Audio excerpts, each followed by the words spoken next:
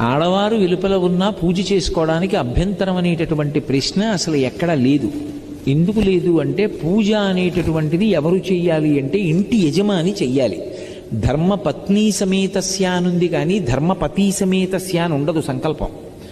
అంటే దాని అర్థం ఎవరు చెయ్యాలని? యజమాని చెయ్యాలి. యజమాని చేసి నేను పూజ చేసిన కారణం చేత నా పత్ని బిడ్డలు అందరూ సుఖంగా ఉండాలని యజమాని కోరుకోవాలి. కాబట్టి ఇప్పుడు ఇల్లాలు వెలుపల ఉంటే ఇంట్లో పూజ చేయడానికి అభ్యంతరం ఎక్కడుంది?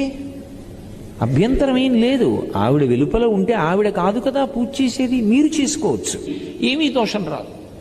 ఇక ఆమె వెలుపల ఉంటే దీపం పెట్టడానికి అభ్యంతరం ఏముంది? పూజలో అంతర్భాగం దీపం పెట్టడం, పూజే చెయ్యొచ్చు అని నేను చెప్తుంటే దీపం పెట్టడానికి అభ్యంతరం ఏముంది? అభ్యంతరం లేదు. నేను ఇవన్నీ దేన్ని ఆధారం చేసి చెప్తాను?